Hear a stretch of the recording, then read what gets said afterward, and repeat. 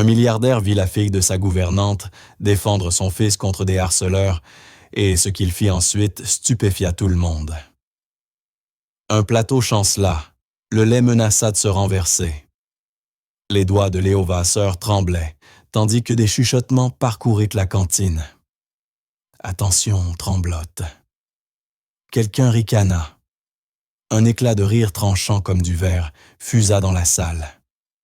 Les téléphones se levèrent, leurs petits points rouges, prêts à capter sa chute. Il voulait disparaître, mais la cruauté ne rate jamais sa cible. Une autre bousculade, un autre ricanement, le genre qui laisse des bleus invisibles. À la table du fond, une fille posa sa fourchette et observa calmement. « Ça va » demanderait-elle bientôt, d'une voix douce, mais inébranlable.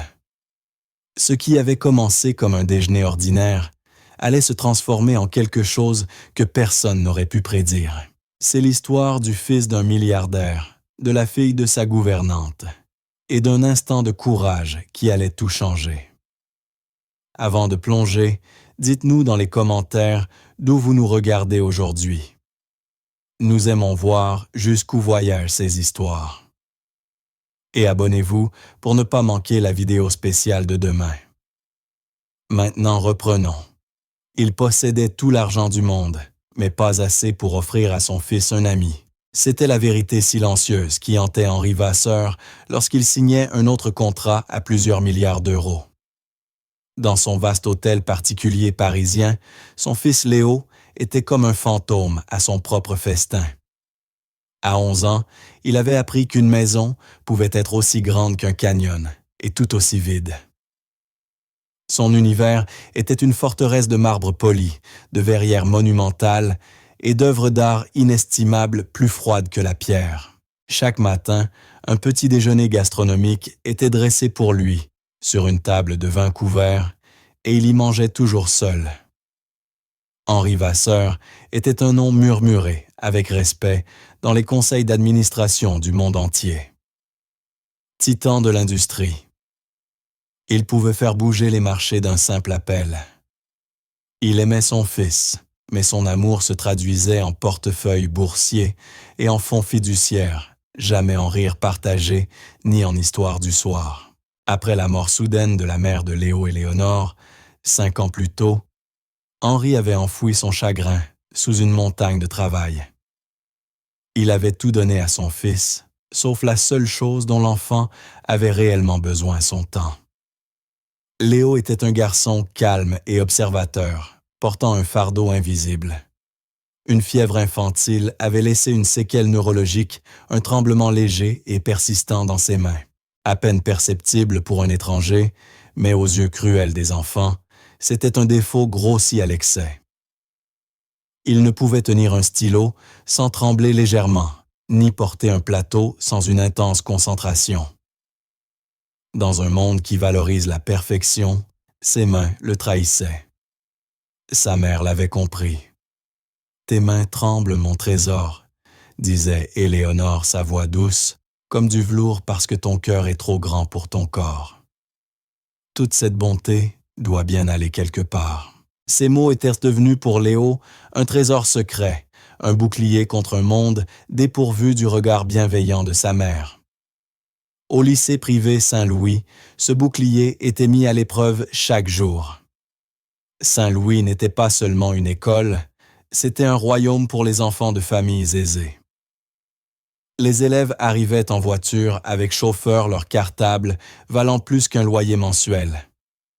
Ici, la richesse n'était pas seulement un avantage, c'était une armure. Et Léo, bien qu'il soit le fils de l'un des hommes les plus riches du pays, traversait les couloirs étincelants sans protection.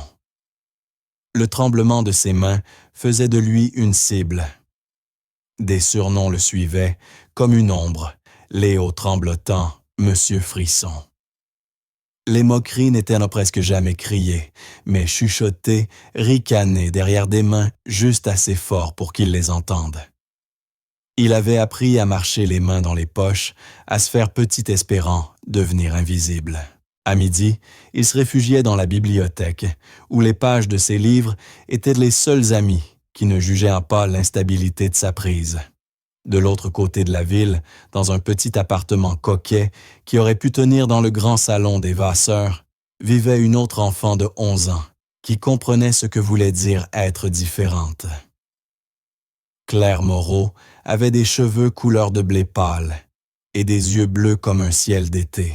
Son univers n'était pas fait de marbre et de verre, mais de meubles usés, de l'odeur du pain chaud de sa mère et du doux bourdonnement d'une vie bâtie sur le travail et l'amour.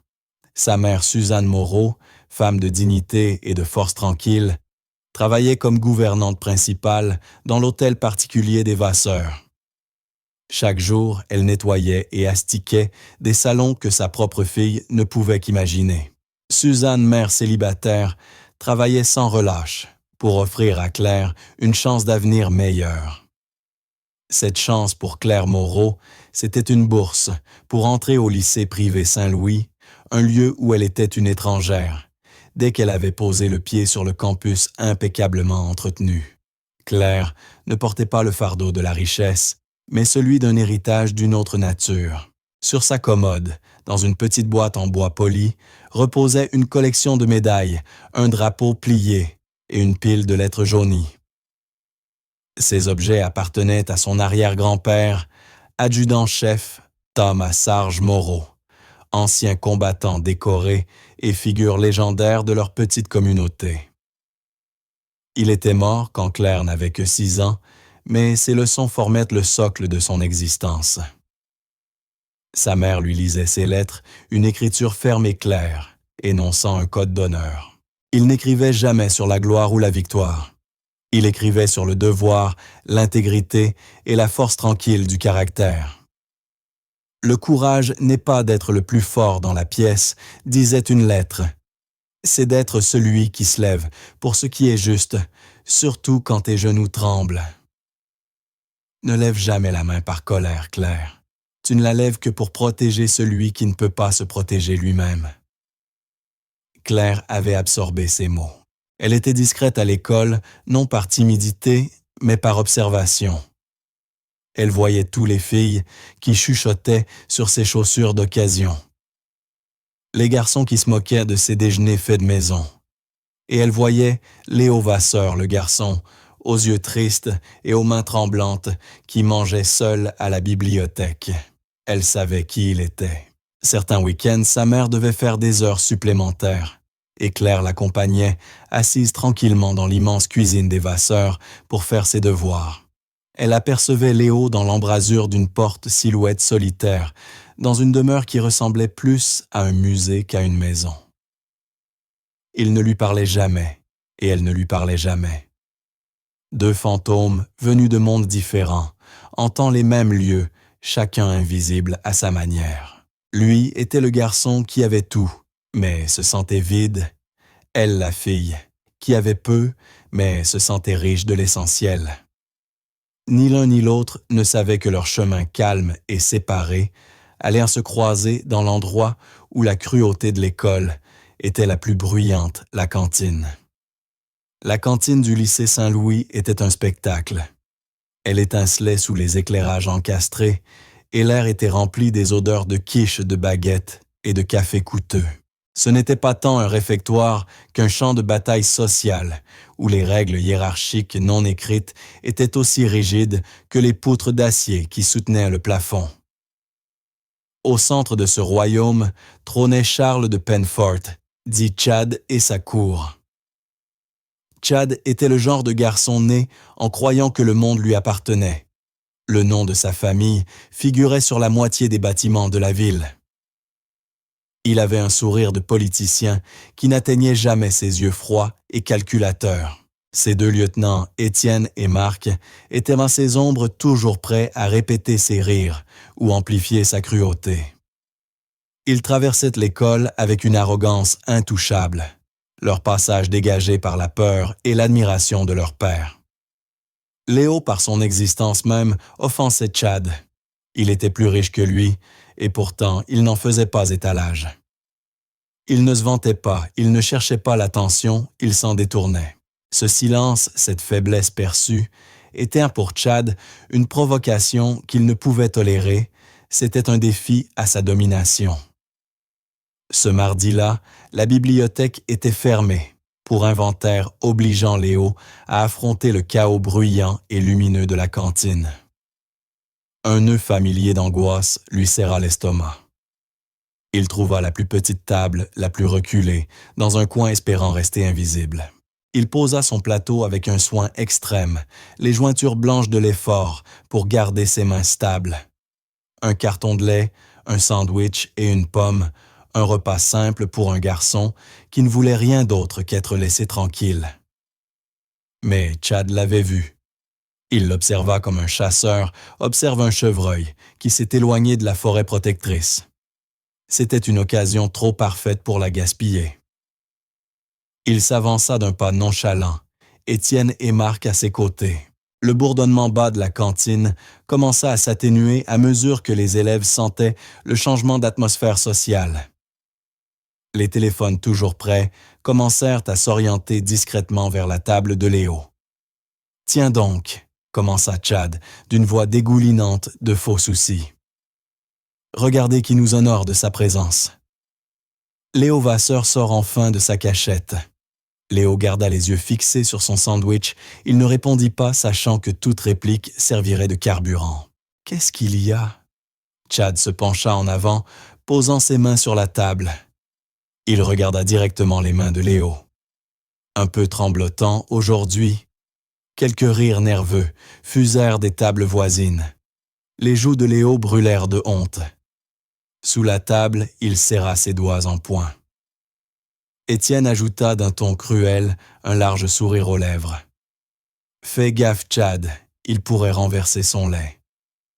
On ne voudrait pas provoquer une catastrophe naturelle. » Les rires s'amplifièrent.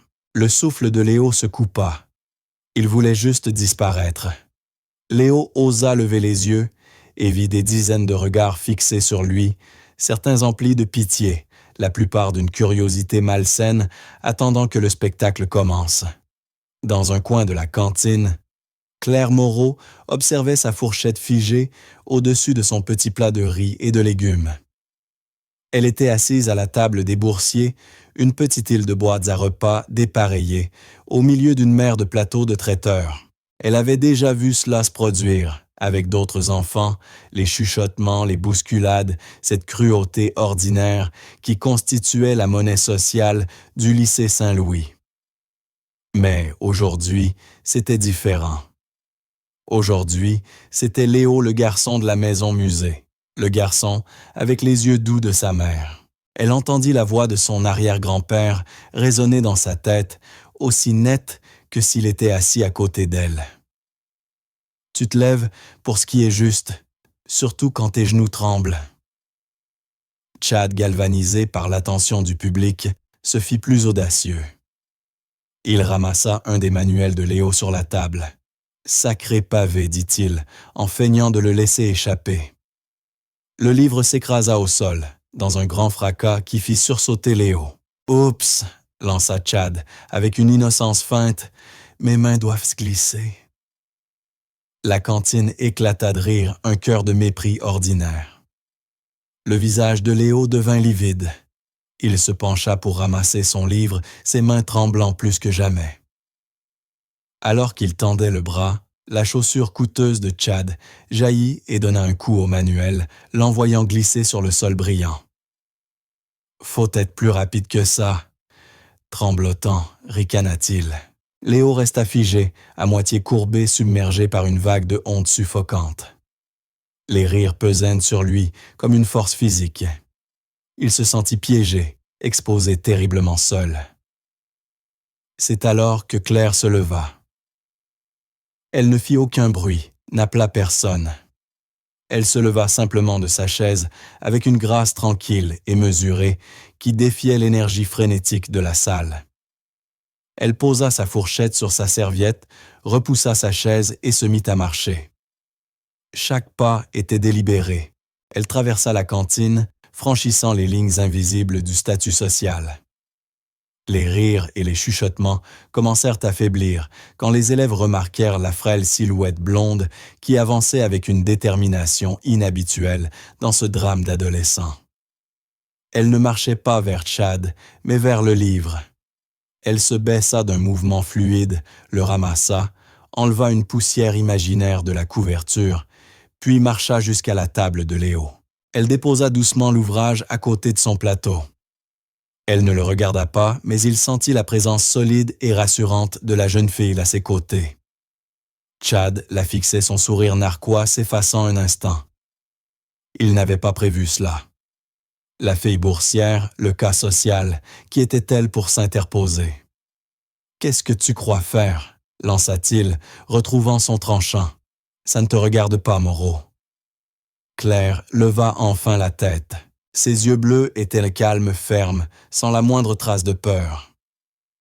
Elle ne s'adressa pas à Chad, mais à Léo d'une voix douce, assez claire pour être entendue par les tables désormais silencieuses autour d'eux. « Ça va ?» demanda-t-elle. Léo ne put qu'acquiescer abasourdi qu'une personne, n'importe qui, ait franchi le fossé jusqu'à son île de solitude. Son geste simple mélange de défi et de bonté irrita Chad plus qu'une véritable provocation. Cela brisait le scénario. Il était censé garder le contrôle. « C'est à toi que je parle », aboya-t-il à Claire. « Dégage avant de le regretter. » Claire tourna vers lui son regard serein. « Il n'embêtait personne », répondit-elle simplement. Sa voix n'était pas accusatrice. C'était une constatation, et sa simplicité était désarmante. Le visage de Chad se tordit de rage. Il sentait son pouvoir lui échapper son auditoire, observant désormais avec une attente nouvelle. Il devait réaffirmer sa domination. Il reporta sa fureur sur sa cible initiale. « T'as besoin d'une fille pour te protéger, va sœur, gronda-t-il. Il donna un coup violent dans la table. Le pied fragile se plia, le plateau bascula. Le lait, le sandwich, la pomme, tout vola en l'air. Le lait éclaboussa le sol et jaillit sur le blazer hors de prix de Léo. La cantine explosa. C'était le dénouement qu'ils attendaient tous. Les exclamations se transformèrent en clameurs de joie cruelle. Une dizaine de téléphones filmaient désormais ouvertement leurs voyants rouges brillants comme des yeux affamés. Léo recula précipitamment, fixant les taches qui se répandaient sur sa poitrine. Cela ressemblait à une marque au fer, l'estampillant de son humiliation. Marc, voyant l'occasion de participer, s'empara du sac de Léo posé au sol. Il l'ouvrit et d'un geste théâtral, le retourna déversant son contenu dans la flaque laiteuse crayon cahier, et un cadre photo de Léo et sa mère tombèrent dans la souillure. La foule rugit d'approbation. Chad bomba le torse roi rétabli sur son trône. Mais Claire ne recula pas. Elle fit un pas en avant, se plaçant entre Chad et un Léo tremblant. Elle ne leva pas les poings. Elle n'éleva pas la voix. Elle se contenta de rester debout, tel un bouclier. « Ça suffit, dit-elle. » Sa certitude tranquille fut comme une étincelle dans une poudrière. Chad éclata d'un rire dur et laid. « Assez, mais on ne fait que commencer. » Il la bouscula, en passant son épaule, la heurtant violemment, puis se pencha au-dessus de Léo, recroquevillé contre sa chaise. « Alors, tremblotant, tu vas faire quoi maintenant ?» le railla-t-il, son visage à quelques centimètres de celui de Léo. « Tu vas pleurer pour ton papa ?» Il ramena sa main en arrière, non pas pour frapper, mais pour donner une pichenette humiliante sur le front de Léo. C'était un geste minime, mais c'était la limite. Avant que ses doigts ne touchent leur cible, Claire bougea. Son action n'eut rien de spectaculaire, seulement un déplacement économique du poids de son corps. Elle fit un pas en avant et sur le côté, posant sa main non sur Chad lui-même, mais sur son coude en mouvement. Elle ne poussa pas, ne frappa pas. Elle guida simplement, utilisant l'élan de son adversaire contre lui. Elle redirigea doucement, mais fermement le trajet de son bras. Chad, s'attendant à ne rencontrer aucune résistance, perdit brusquement l'équilibre. Ses pieds s'en mêlèrent. Son propre élan le projeta au-delà de Léo, et il heurta le bord métallique de la table avec un grand bruit avant de s'affaler maladroitement sur une chaise voisine. Un souffle collectif parcourut la salle. C'était si rapide, si silencieux, si inattendu, que cela ne ressemblait pas à une bagarre. On aurait dit que Chad avait trébuché tout seul. Étienne et Marc restèrent un instant incrédules, avant que la colère ne prenne le dessus. Étienne, le plus costaud des deux, poussa un rugissement et se précipita non pas sur Claire, mais sur Léo, visant ses jambes d'un coup de pied maladroit. Claire pivota. Elle s'abaissa son corps bougeant avec une précision apprise qui semblait impossible pour une fille de son âge. Elle n'essaya pas de bloquer le coup. Elle attrapa la cheville d'Étienne dans ses mains. Là encore, elle ne tira ni ne tordit avec agressivité. Elle utilisa simplement son élan soulevant et tournant d'un seul mouvement fluide. Le corps d'Étienne suivit sa jambe, et il fut projeté, non pas avec violence, mais avec une inévitable douceur. Il atterrit à plat dos, dans un grand souffle d'air expulsé. L'impact fit vibrer un plateau voisin, une fourchette tomba au sol en cliquetant. Le tintement métallique fut le seul bruit dans la cantine. Silence. Un silence absolu et profond. Les rires s'étaient éteints. Les moqueries avaient disparu. Chaque élève, chaque surveillant, chaque regard était figé sur la scène. Tous essayaient de comprendre ce qu'ils venaient de voir. Chad se relevait, en titubant son visage, une mascarade de fureur rouge et d'incrédulité. Étienne gémissait au sol, le souffle coupé. Et entre eux se tenait Claire Moreau. Ses mains ouvertes le long de son corps, sa respiration parfaitement calme. Elle n'avait pas donné un seul coup de poing ni proféré la moindre menace. Pourtant, les deux plus redoutés de l'école étaient à terre. Puis elle fit quelque chose que personne n'attendait. Elle s'agenouilla, ramassa avec soin le cadre photo de Léo et de sa mère. Dans la flaque laiteuse, l'essuya avec la manche de son vieux pull et le tendit à Léo. Leurs regards se croisèrent. Dans les yeux de Claire, Léo ne vit pas une guerrière, mais une protectrice. Il prit la photo, ses mains tremblantes, désormais stables. Le charme était rompu. Un murmure s'éleva du fond. « T'as vu ça? » Une autre voix admirative répondit. Elle ne les a même pas frappés. La prise de conscience se répandit comme une onde. Ce n'était pas une bagarre. C'était autre chose. C'était du contrôle. C'était de la discipline. Chad, désespéré de sauver son orgueil en miettes, poussa un cri et se jeta à nouveau sur Claire, ses poings battant l'air sans réflexion. Il n'était plus que rage sans pensée ni stratégie. Claire s'écarta simplement comme une danseuse hors de la trajectoire de sa charge, sa main frôlant légèrement son dos, tandis qu'il passait. Son propre élan incontrôlé fut sa perte. Incapable de s'arrêter, il s'écrasa contre le mur, avec fracas glissant ensuite au sol, dans un tas désordonné. La cantine n'était plus seulement spectatrice, elle était témoin. Les élèves voyaient une loi fondamentale de leur univers s'effondrer, la loi selon laquelle la force brute faisait le droit, que la cruauté était synonyme de puissance. Au fond d'elle, un souvenir refleurit dans l'esprit de Claire. Une pièce poussiéreuse qui sentait le vieux bois et le soleil. Son arrière-grand-père Sarge, assis dans son fauteuil, ses grandes mains marquées de cicatrices tenant les siennes. « Il se moque de moi », lui avait-elle confié les larmes aux yeux à 6 ans. « Ils disent que ma robe est si vieille. » Sarge l'avait regardé d'un regard à la fois doux et ferme. Il y a 2 sortes de forces dans ce monde, Claire. La bruyante celle qui doit crier et pousser pour prouver qu'elle existe, et la tranquille si sûre d'elle qu'elle n'a rien à prouver.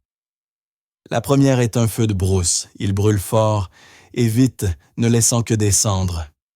La seconde est une rivière, elle est silencieuse, mais elle peut creuser la pierre. Il avait tapoté doucement sa poitrine. Soit la rivière Claire. laissent leur colère s'écouler sans t'atteindre.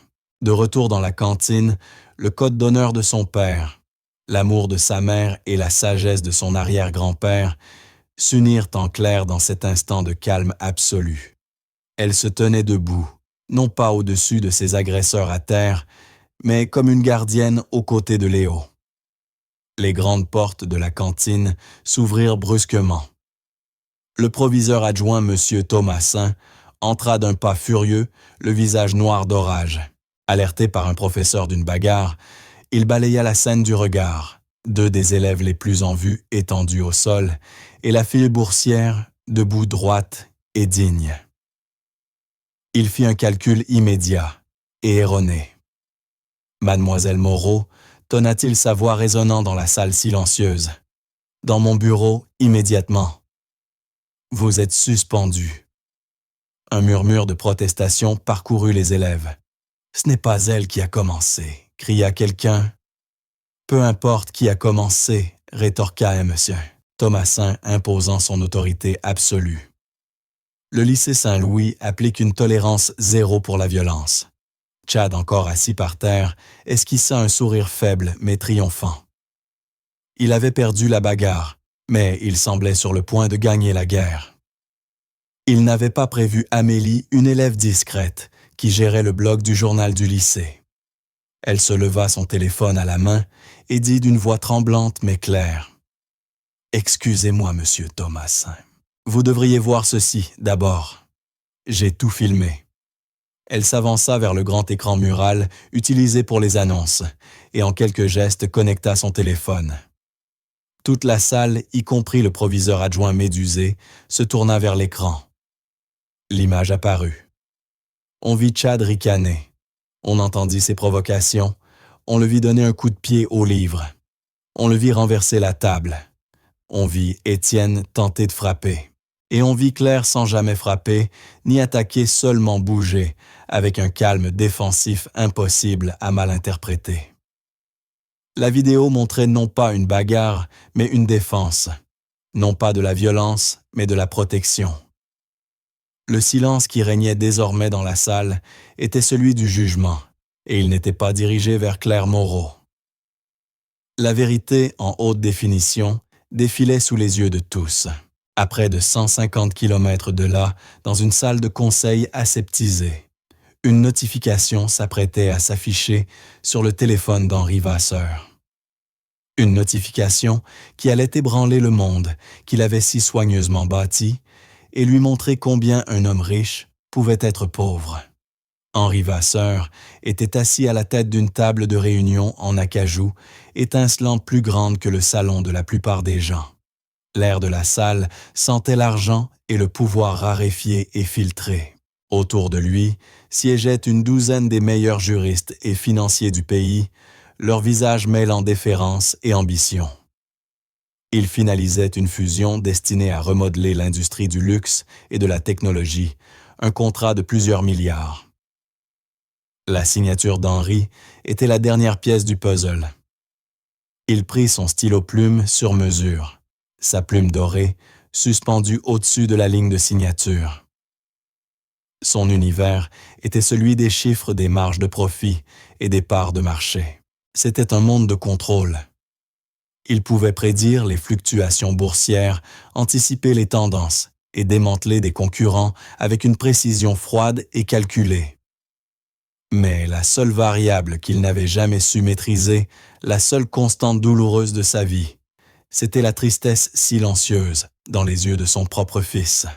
Au moment où la plume toucha le papier, son téléphone personnel, habituellement sacré et toujours silencieux pendant de telles réunions, vibra une fois. Un unique tremblement sec contre le bois poli. Normalement, il aurait ignoré l'appel. Ses protocoles de sécurité étaient absolus. Une seule personne avait la capacité de passer outre le mode « ne pas déranger le proviseur du lycée Saint-Louis ». Un nœud glacé d'inquiétude se forma dans l'estomac d'Henri. Il leva la main et le silence s'abattit instantanément sur la salle. Les cadres suspendus observaient la discussion de plusieurs milliards, interrompue par la vibration d'un simple téléphone. Henri jeta un coup d'œil à l'écran. Ce n'était pas un appel, mais un SMS, une alerte provenant du système de sécurité scolaire qu'il avait fait installer lui-même. Le sujet, violence détectée, cantine. En dessous, un lien menant à une vidéo en direct.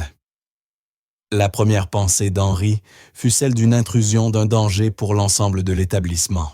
Il appuya sur le lien, son esprit calculant déjà les protocoles de réponse. La vidéo se lança. Tremblante filmée par un élève, mais parfaitement claire. Il vit la cantine du lycée, une foule d'élèves, et puis, il vit son fils. Il vit Léo petit acculé. Il vit le lait renversé, les livres éparpillés, et le visage cruel et narquois d'un garçon, qu'il reconnut aussitôt le fils de Penfort. Henri sentit monter en lui une colère glaciale. Il regarda les garçons s'acharner sur Léo, son fils rétréci, ses mains tremblantes.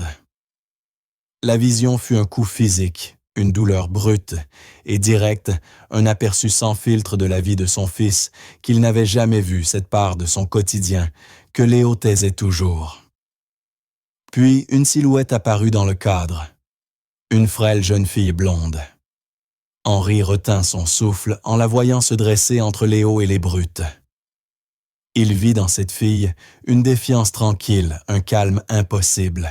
Il la vit défendre son fils, non pas avec de la violence, mais avec une grâce à la fois déconcertante et magnifique. Il la vit désarmer des garçons 2 fois plus grands qu'elle, sans donner un seul coup. La vidéo se termina avec l'arrivée du proviseur adjoint et l'image de la jeune fille emmenée hors de la cantine. Henri fixa l'écran noir de son téléphone, mais les images restèrent gravées dans son esprit. La salle de conseil le contrat de plusieurs milliards, les visages impatients de ses cadres. Tout se dissipa dans un bourdonnement lointain et vide de sens. Il vit le visage de son fils, non pas comme l'héritier de sa fortune, mais comme un petit garçon seul et terrifié. Il vit le tremblement de ses mains non plus comme un simple problème médical, mais comme une cible tracée sur son dos. Et il vit la jeune fille, la fille de sa gouvernante, cette enfant discrète, qu'il apercevait parfois en train de lire dans sa cuisine. Elle venait de montrer, en 2 minutes, plus de courage qu'il n'en avait vu en toute une vie de guerre d'affaires. Une honte profonde, étouffante s'abattit sur lui. Il avait offert à son fils une forteresse comme maison, mais l'avait envoyé dans le monde sans aucune armure. Il lui avait donné tous les avantages matériels possibles, mais avait échoué à lui offrir la seule chose qui comptait un père à ses côtés. Le contrat, souffla l'un de ses avocats, le ramenant doucement au présent. Henri baissa les yeux vers le document, vers la ligne attendant sa signature. La courbe élégante de son stylo plume lui parut soudain obscène. Il repoussa le contrat. Il se leva sa chaise raclant le marbre, avec un son qui fit sursauter toute la salle. Sa voix, lorsqu'il parla, était dangereusement calme. « L'accord est annulé. » Un souffle de stupeur parcourut la pièce.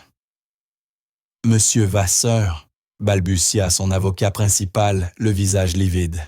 « C'est une fusion de 10 milliards, nous ne pouvons pas. »« Regardez-moi, » trancha Henri, ses yeux durs comme de la glace. Il ne regarda aucun d'eux. Il marchait déjà vers la porte, sortant de nouveau son téléphone, son pouce composant un numéro. « Préparez l'hélicoptère, » ordonna-t-il. « Direction lycée Saint-Louis. » Tout de suite. Il quitta la salle de conseil sans un regard en arrière, laissant derrière lui un chaos total. Le contrat de 10 milliards était oublié. La bourse pouvait s'effondrer, cela lui était égal. Pour la première fois depuis des années, Henri Vasseur ne pensait pas comme un PDG. Il pensait comme un père. Et une tempête se dirigeait vers le lycée.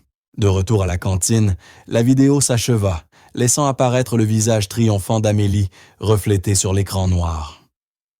Le proviseur adjoint Thomasin restait figé, le visage incrédule. Les preuves claires et indéniables venaient de réduire à néant tout son récit. Il s'apprêtait à suspendre la fille boursière et à faire d'elle un exemple. Désormais, c'était lui qui passait pour un imbécile. Un bourdonnement d'indignation monta parmi les élèves de plus en plus fort. Ils avaient tous vu. Claire Moreau n'était pas l'agresseuse. Elle était l'héroïne. Monsieur Thomasin lança Amélie d'une voix désormais assurée. Charles de Pennefort et ses amis harcèlent les élèves depuis des années. Léo Vasseur n'est que leur dernière victime. Personne n'a jamais rien fait. C'est vrai, lança une autre voix. Une vague d'approbation parcourut la salle. La peur sociale que Charles entretenait si soigneusement commençait à s'effriter. Monsieur Thomasin déstabilisé se tourna vers Charles, qui s'appuyait contre le mur en tentant de paraître nonchalant. Monsieur de Pennefort, est-ce exact?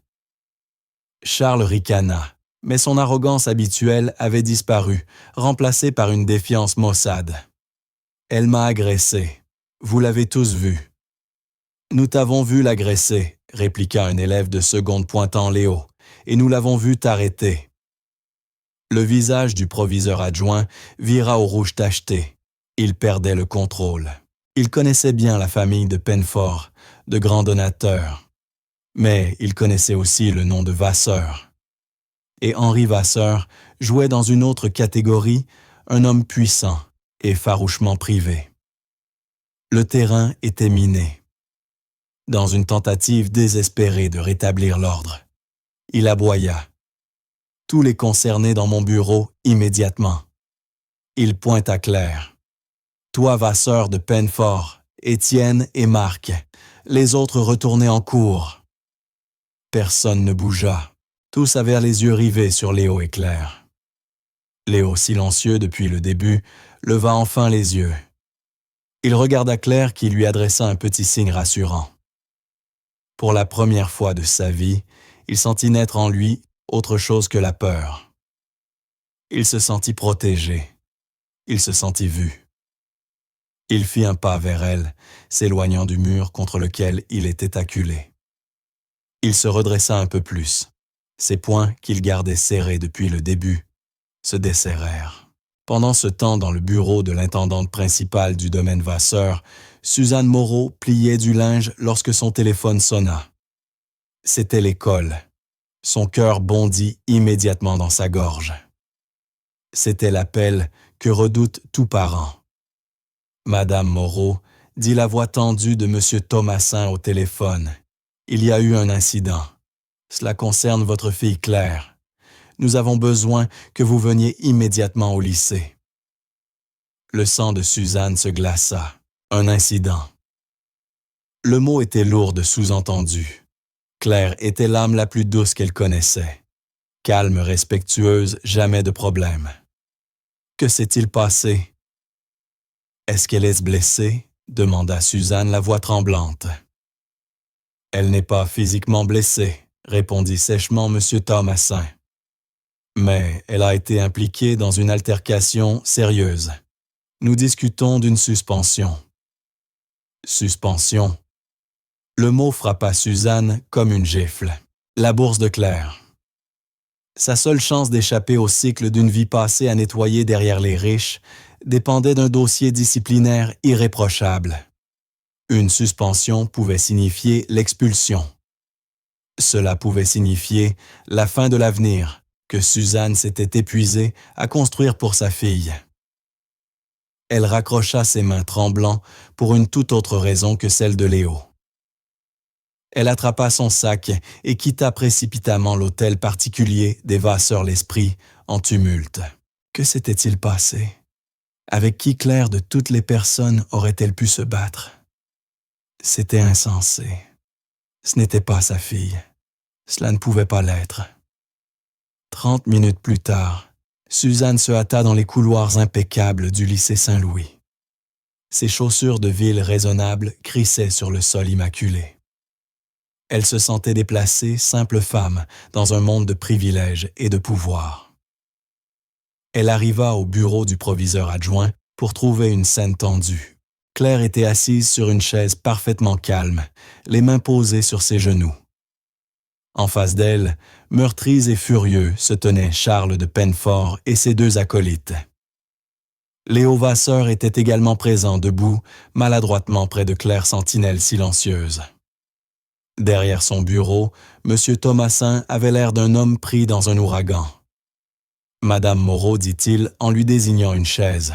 « Merci d'être venu. » Avant qu'il ne puisse continuer, la porte s'ouvrit brusquement, et Charles de Penfort, père, entra dans la pièce. Un homme massif, à la voix tonitruante, héritier gâté d'une lignée qui n'avait jamais entendu le mot non. Sa femme le suivait chargée de bijoux qui tintaient à chacun de ses pas. Thomasin tonna M. de Penfort, ignorant totalement Suzanne. « Qu'est-ce que cela signifie? »« Mon fils a été violemment attaqué par cette fille.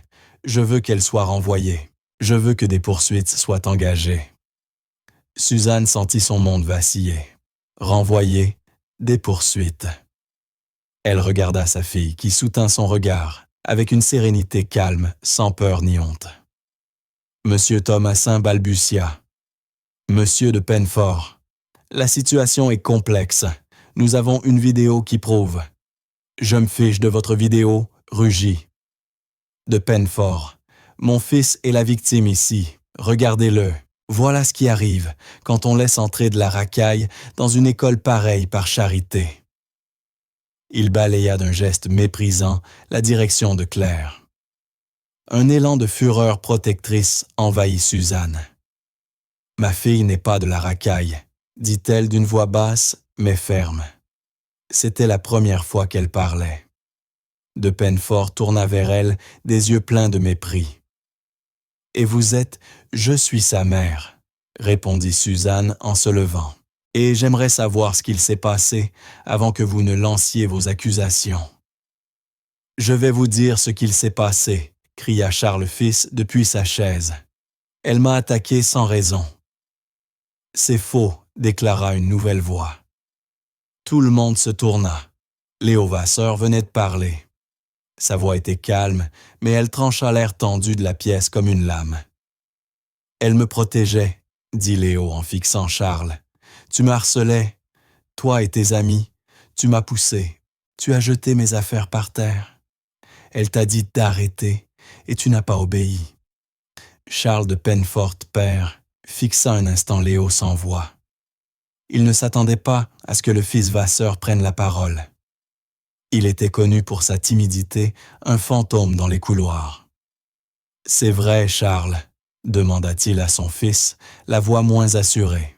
« Non, il ment. »« Ils mentent tous les deux, » insista Charles, le visage pris de panique. La dispute allait s'envenimer lorsque la porte du bureau s'ouvrit de nouveau. Cette fois, ce ne fut pas avec fracas, mais avec une présence calme et puissante qui changea instantanément l'atmosphère. Henri Vasseur se tenait sur le seuil. Il ne portait pas son habituel costume taillé sur mesure, mais un simple pull noir et un pantalon sombre. Pourtant, il dégageait une autorité qu'aucun costume ne pouvait donner. Ses yeux étaient froids et durs comme le granit. Il ne regarda ni le proviseur adjoint, ni les de Penfort. Il regarda son fils. Léo, dit-il, sa voix plus douce que quiconque dans la pièce ne l'avait jamais entendu. « Ça va ?» Léo hocha la tête, les yeux écarquillés. Il n'avait jamais vu son père à l'école, ni pour une réunion parents-prof, ni pour une pièce de théâtre. Jamais. Le regard d'Henri se posa alors sur Claire. Il observa la frêle jeune fille blonde qui s'était dressée pour protéger son fils en son absence. Il ne vit aucune peur dans ses yeux, seulement une dignité tranquille. Le regard d'Henri se posa ensuite sur Suzanne Moreau, la femme qui astiquait ses sols et récurait ses toilettes et qui se tenait à côté de sa fille avec la fierté farouche d'une lionne. Enfin, ses yeux se fixèrent sur Charles de Penfort père. Les deux hommes étaient dans les titans de l'industrie, mais ils n'étaient pas égaux. De Penfort était un homme bruyant et fanfaron qui avait hérité de sa fortune. Henri Vasseur lui était un prédateur autodidacte qui avait bâti un empire à partir de rien. De peine fort, dit Henri, sa voix grondant comme un tonnerre sourd. Votre fils a posé les mains sur mon fils. Ce n'était pas une question. C'était une déclaration suspendue dans l'air, comme une sentence de mort. De peine fort s'étrangla. Un instant, Vasseur, mon fils, a été attaqué. Cette fille... J'ai vu la vidéo, coupa Henri, sa voix baissant encore d'un ton devenant plus dangereuse. La vidéo, qui à l'instant même est en train d'être téléchargée sur les serveurs du lycée et envoyée au conseil d'administration. La vidéo qui montre votre fils et ses amis tourmentant un garçon atteint d'un trouble neurologique. La vidéo qui montre cette jeune fille, il inclina respectueusement la tête vers Claire, le défendre quand personne d'autre n'en avait eu le courage. La couleur quitta le visage de Pennefort. L'évocation du conseil d'administration, de la vidéo et de l'état de santé de Léo, nommé publiquement, tout cela annonçait une catastrophe. Henri fit un pas lent dans la pièce. « Je vous entends entrer ici en exigeant son expulsion. Vous avez menacé de porter plainte contre une fillette de 11 ans pour avoir protégé mon fils de votre voyou. » Il s'arrêta face à de Pennefort, qui, malgré sa carrure plus imposante, semblait rétrécir sous la rage contenue d'Henri. « Permettez que je sois clair, » dit Henri. Sa voix n'était qu'un murmure, mais elle emplit la pièce. « Si quelqu'un doit quitter ce lycée, ce sera votre fils. Si des charges doivent être retenues, ce sera contre lui pour coups et blessures. Et si j'entends encore un mot sortir de votre bouche contre cet enfant ou sa mère, je démantèlerai personnellement votre société, pièce par pièce, jusqu'à ce qu'il ne vous reste plus que ce costume ridicule que vous portez. » Le silence qui suivit fut total.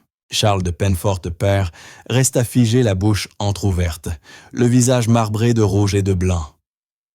Il avait bâti sa vie sur l'intimidation et l'abus de pouvoir, mais il venait de se retrouver face à un maître de l'art.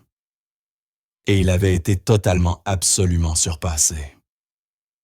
Henri Vasseur venait de déclarer la guerre, et il l'avait fait non pour protéger son empire, mais pour protéger son fils et la frêle fillette qui lui avait montré à quoi ressemblait la vraie force.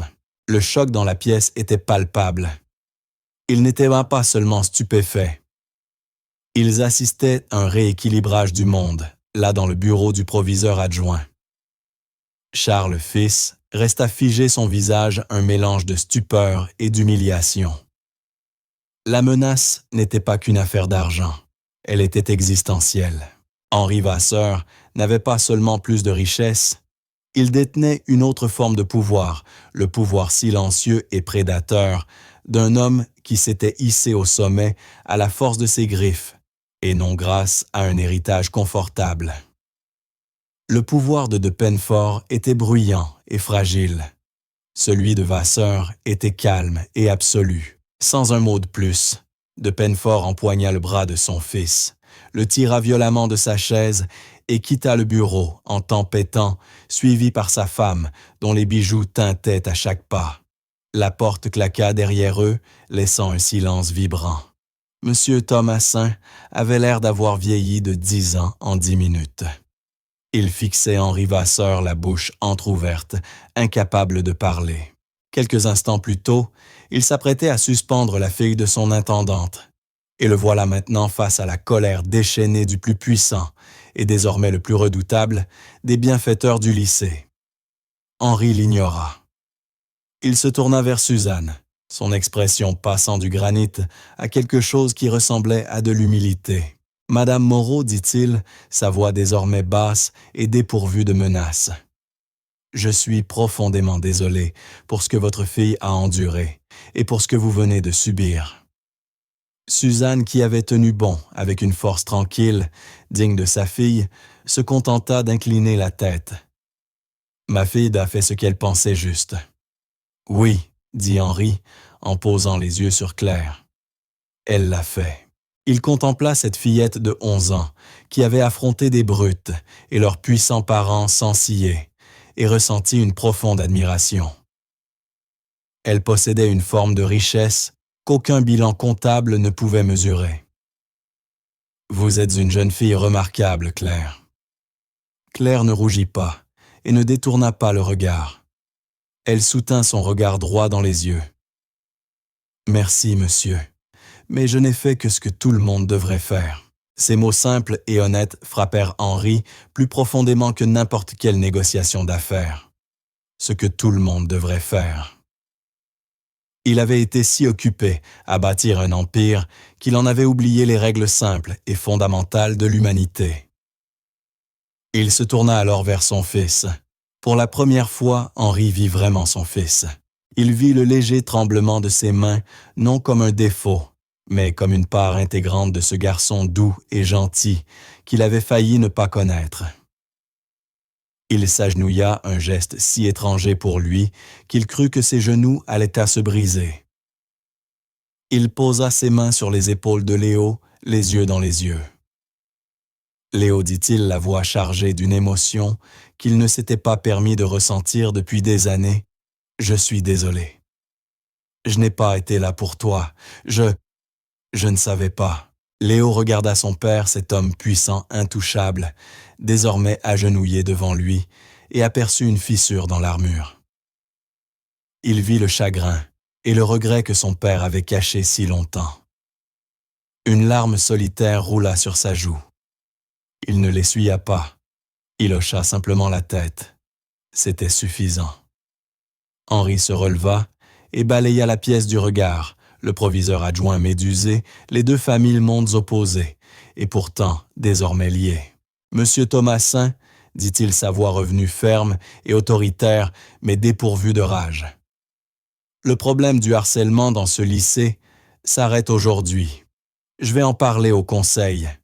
Il y aura des changements. Quant à Claire Moreau, toute mention disciplinaire liée à cet incident sera effacée. En réalité, elle doit être félicitée. Est-ce clair? Oui, monsieur Vasseur, bredouilla Thomasin en hochant la tête avec vigueur. Parfaitement clair, bien conclu Henri. Il se tourna vers Suzanne. Madame Moreau, prenez le reste de la journée, la semaine si nécessaire. Vous serez naturellement rémunéré. Merci, monsieur, répondit Suzanne avec simplicité.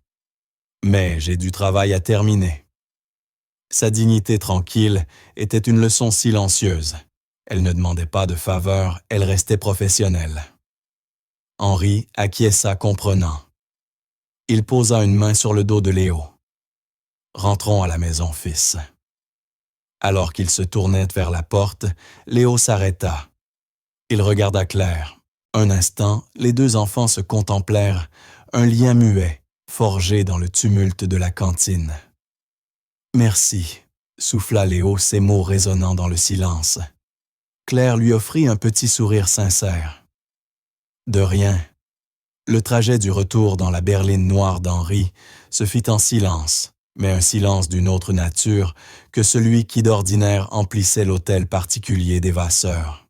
Ce n'était pas un vide, mais un silence plein de choses non dites, plein de recommencements. Henri conduisait lui-même ayant renvoyé son chauffeur. Il voulait, il avait besoin, d'être seul avec son fils.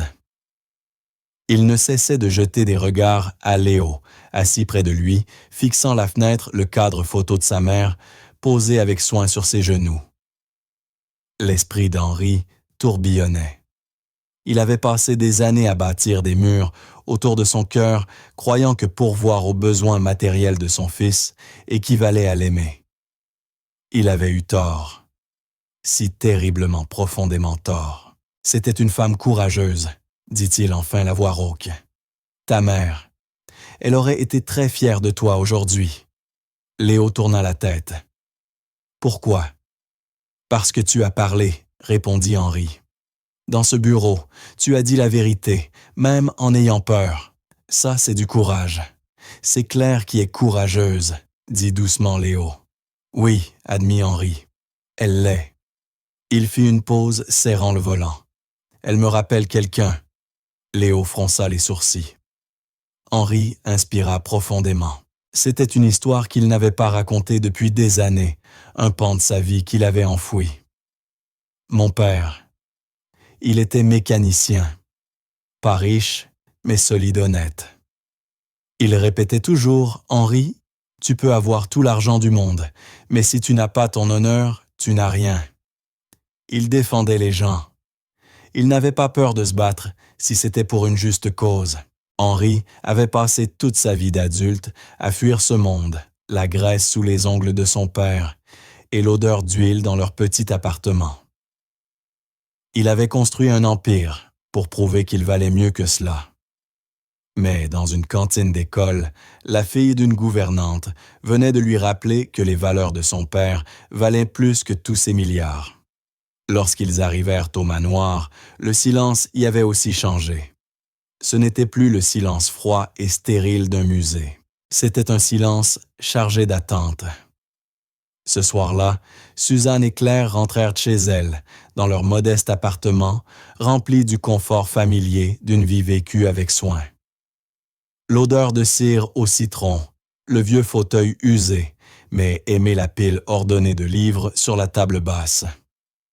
Suzanne prépara du thé à la camomille et elles s'assirent ensemble autour de leur petite table de cuisine. Elle ne pressa pas Claire pour avoir des détails. Elle attendit. « J'ai eu peur, maman », dit enfin Claire d'une voix faible. « Quand Charles est venu, j'ai eu peur pour Léo. »« Je sais, ma chérie, » répondit Suzanne en couvrant la main de sa fille. « Mais tu as fait ce qu'il fallait. » L'arrière-grand-père Sarge disait toujours que le courage, ce n'est pas ne pas avoir peur, récita doucement Claire. C'est faire ce qui est juste, même quand tes genoux tremblent. C'était un homme sage, dit Suzanne, les yeux brillants de fierté. Et tu as son cœur, mon amour. Tu as sa force.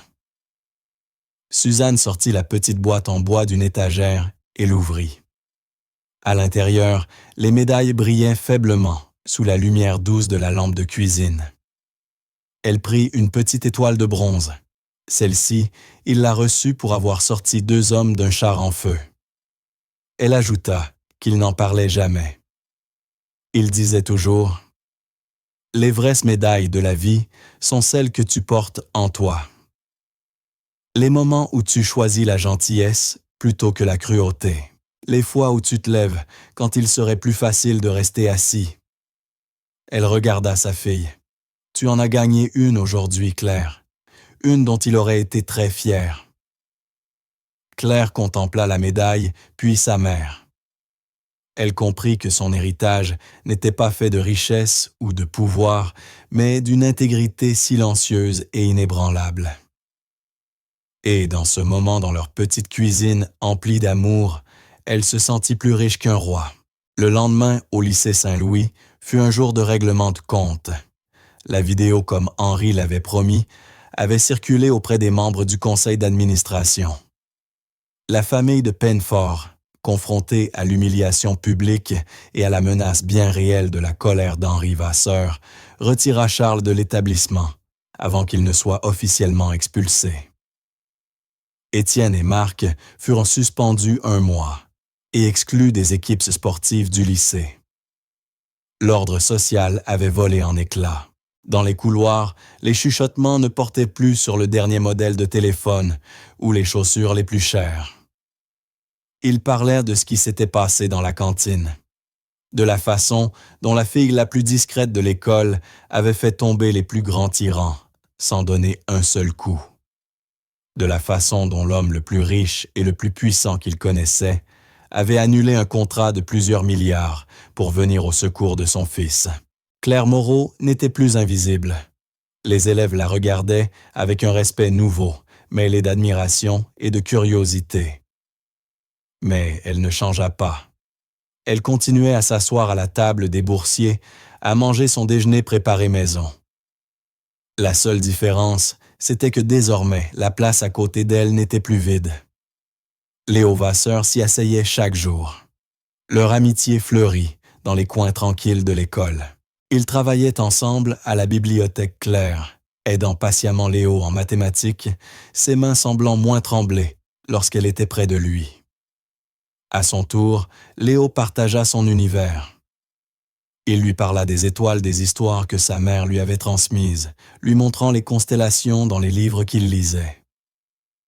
Et il découvrit aussi la vie de Claire. Il apprit à connaître son arrière-grand-père, le héros de guerre. Il apprit le dur labeur et l'amour inébranlable de sa mère. Il vit que son petit appartement, où il fut invité un week-end, ressemblait bien plus à un foyer que son immense manoir vide ne l'avait jamais été. Cet endroit respirait les rires, la chaleur et l'odeur du pain qui cuit. Henri Vasseur observait la transformation de son fils avec un émerveillement croissant. La tristesse dans les yeux de Léo était peu à peu remplacée par une lumière qu'il n'avait pas vue depuis la mort de sa femme. Il vit son fils rire, parler porter ses livres d'école avec une assurance nouvelle. Il savait qu'il devait tout cela à Claire et à sa mère. Mais comment rembourser une telle dette? L'argent semblait dérisoire, insultant. Un simple merci était totalement insuffisant. Il commença à regarder Suzanne Moreau non plus comme une employée, mais comme une personne. Il vit la dignité silencieuse avec laquelle elle travaillait. Il remarqua les traits fatigués de son visage, mais aussi la fierté farouche qu'elle mettait dans sa tâche. Il se surprit à trouver des prétextes pour se rendre dans la cuisine quand elle y était lui posant des questions sur sa journée sur Claire. Un après-midi, il la trouva dans la bibliothèque en train de dépoussiérer soigneusement les rayonnages. Sur une petite table reposait la boîte en bois contenant les médailles de Sarge. Claire l'avait apportée pour la montrer à Léo. Henri la prit délicatement dans ses mains. « Puis-je » demanda-t-il. « Bien sûr, monsieur », répondit Suzanne. Il ouvrit la boîte et contempla les médailles, l'étoile de bronze, le cœur violet. Chacune représentait un acte d'un courage incroyable. « Mon père a combattu en Algérie », dit-il doucement, surpris lui-même par son aveu. Il n'en parlait jamais, mais il avait une boîte comme celle-ci. Je ne l'ai pas ouverte depuis 30 ans. L'arrière-grand-père de Claire croyait que le véritable héritage d'une personne, c'était son caractère, dit Suzanne à voix basse. Le mot resta suspendu entre eux. Héritage. Henri balaya la vaste bibliothèque du regard, les éditions originales inestimables, les classiques reliés de cuir. Il avait bâti un empire, un héritage de richesse et de pouvoir à transmettre à son fils. Mais quel était le caractère de cet héritage? Qu'enseignait-il vraiment à Léo? Il sut alors ce qu'il devait faire. Un projet si radical, si contraire à son personnage, qu'il savait qu'il provoquerait des ondes de choc dans son monde. Une décision qui n'avait rien à voir avec le profit ou la perte. C'était une question d'honneur. Une question de bâtir un autre type d'héritage. Une décision qui, comme le monde allait bientôt la prendre, stupéfia tout le monde. 2 semaines plus tard, tout le lycée Saint-Louis était réuni dans l'auditorium bruissant de rumeurs et de spéculations. La plus grande d'entre elles que personne n'osait vraiment croire était qu'Henri Vasseur lui-même viendrait. Il vint. Il monta sur scène et se plaça derrière le pupitre, face à une mer de jeunes visages. Au premier rang était assis son fils Léo, et à ses côtés, Claire et Suzanne Moreau, invités sans explication préalable. « Bonjour », commença Henri, sa voix amplifiée mais étrangement intime. « Je ne suis pas ici pour annoncer un nouveau bâtiment. Je suis ici pour parler d'une dette. » Son regard trouva celui de son fils. « Pendant longtemps, j'ai cru qu'un héritage se mesurait à la bourse, que mon seul rôle était de bâtir une forteresse financière pour protéger mon fils. J'avais tort. » Il raconta l'incident de la cantine, comment son fils avait été pris pour cible en raison de sa vulnérabilité, tandis que lui, le père, était enfermé dans une salle de conseil lointaine. La forteresse que j'ai construite pour lui était une prison, admit-il d'une voix éraillée, et j'ai échoué à lui donner les outils pour affronter le monde. Mais quelqu'un d'autre était là, quelqu'un qui possédait bien plus précieux que l'argent du caractère du courage. Il fixa directement Claire. Claire Moreau s'est levée. Elle n'a pas utilisé la violence, mais la discipline. Elle n'a pas utilisé la colère, mais le courage. Elle a donné une leçon à cette école, et elle m'en a donné une à moi, une leçon qu'aucun frais de scolarité ne pourrait acheter. Il montra une petite boîte en bois poli posée sur le pupitre. Les médailles de Sarge. J'ai appris à connaître l'arrière-grand-père de Claire, l'adjudant-chef Thomas Moreau, un héros de guerre décoré. Il croyait que le véritable héritage d'une personne était son caractère. Ma société Vasseur Industries construit des technologies pour protéger les soldats, mais nous avons manqué d'une conscience, d'une boussole morale. Aujourd'hui, cela change. La salle était suspendue à ses lèvres. J'annonce la création d'un comité indépendant d'éthique pour Vasseur Industries. Ce comité aura un pouvoir inédit pour examiner, approuver ou rejeter tout projet en fonction de ses implications morales et humanitaires. Ce sera l'âme de mon entreprise. La déclaration était si radicale, si totalement inédite, qu'une vague de stupeur traversa l'auditorium. Ce comité portera le nom de Comité Moreau pour le leadership éthique, proclama Henri d'une voix vibrante de passion, et il sera doté d'un fonds de 50 millions d'euros au nom de l'adjudant-chef Moreau. Ce fonds financera les travaux du comité, mais aussi des bourses d'études pour les élèves de caractère et un soutien pour les familles de vétérans. Il fit une pause, laissant le poids du nom et du chiffre s'imprimer dans les esprits. Mais un comité a besoin d'un dirigeant, d'un président à l'intégrité irréprochable, quelqu'un qui comprend dans ses tripes la valeur du travail de la dignité et la différence entre le bien et le mal. Il tourna les yeux vers Suzanne Moreau, dont le visage exprimait l'incrédulité, la main couvrant sa bouche. J'ai proposé le poste de présidente du comité Moreau avec un siège permanent au conseil d'administration de Vasseur Industries à Suzanne Moreau. Le barrage du silence céda. Une vague de stupeur se transforma en tonnerre d'applaudissements qui enfla jusqu'à ce que l'auditorium entier soit debout. Les élèves, les professeurs, tous, n'applaudissaient pas seulement une donation. Ils acclamaient un acte de justice révolutionnaire. Suzanne était figée, les larmes coulant sur ses joues, son regard passant de sa fille, dont les yeux brillaient de fierté, à l'homme sur scène. Henri leva une main pour rétablir le calme. Il lui restait une dernière chose à dire. Mon fils m'a confié un jour que sa mère lui disait que ses mains tremblaient, parce que son cœur était trop grand pour son corps, dit-il regardant Léo avec un amour paternel, enfin pleinement révélé. Je crois que le monde aurait besoin de plus de personnes comme ça. Des personnes dont le cœur est trop grand pour leur corps. Des personnes comme mon fils et comme Claire Moreau. Il quitta le pupitre et s'avança vers Suzanne, lui tendant la main non comme un employeur, mais comme un égal. Après un instant, elle la prit. Les applaudissements furent assourdissants. Dans les mois qui suivirent, tout changea. Suzanne, encouragée par le soutien indéfectible de Claire, accepta la fonction. Elle entra dans la salle du conseil de Vasseur Industries, apportant une intégrité calme et inébranlable dans un monde qui en manquait cruellement. Elle n'était pas experte en finance, mais elle était experte en humanité. Et pour la première fois, le conseil écouta vraiment. Le comité Moreau devint une force du bien, redirigeant les immenses ressources de l'entreprise vers des projets de reconstruction de communautés détruites par la guerre et finançant des bourses pour des enfants qui, comme Claire, avaient du caractère, mais pas d'argent. Le manoir des Vasseurs ne fut plus un musée silencieux. Il résonnait souvent des éclats de rire. Claire et Léo étaient inséparables, leur amitié, un témoignage vivant que la véritable amitié ne connaît pas de barrière sociale. Henri leur apprit à tous deux à jouer aux échecs. Et le plus souvent, c'était Claire avec son esprit calme et stratégique qui le battait à plate couture. Un soir, Henri, Léo, Suzanne et Claire étaient assis sur la vaste véranda, regardant le coucher du soleil peindre le ciel. Un silence confortable s'installa entre eux.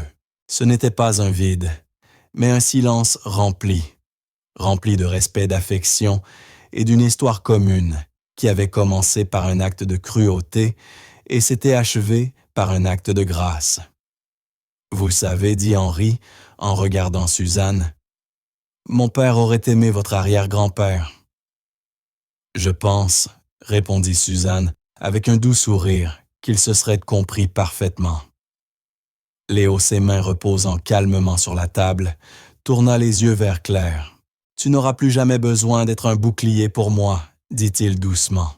« Je sais, répondit-elle, croisant son regard. Mais je le serai toujours. Et toi pour moi. Henri Vasseur regarda les deux enfants, puis la femme qui était devenue sa conseillère et son amie la plus digne de confiance, et il comprit enfin. Il n'avait pas seulement transformé son entreprise ou assuré l'avenir de son fils. Il avait retrouvé son humanité. Il avait appris que la leçon la plus puissante vient souvent de la voie la plus discrète. Son héritage n'était plus écrit dans les actions et les bilans financiers. Il était écrit dans les mains désormais sûres de son fils, dans le cœur courageux d'une jeune fille et dans la force durable de la simple bonté humaine. Et c'est là que nous terminerons l'histoire pour aujourd'hui. Chaque fois que je vous en raconte une, j'espère qu'elle vous donne l'occasion de sortir un instant du quotidien et de vous laisser dériver. J'aimerais savoir ce que vous étiez en train de faire. En l'écoutant, peut-être vous détendre après le travail, conduire tard le soir ou simplement décompresser. Laissez un mot dans les commentaires, je les lis vraiment tous. Et si vous voulez être sûr que nous nous recroiserons, cliquez sur j'aime et vous abonner, fait toute la différence. Nous cherchons toujours à améliorer nos récits, alors n'hésitez pas à donner aussi vos impressions. Merci d'avoir passé ce moment avec nous.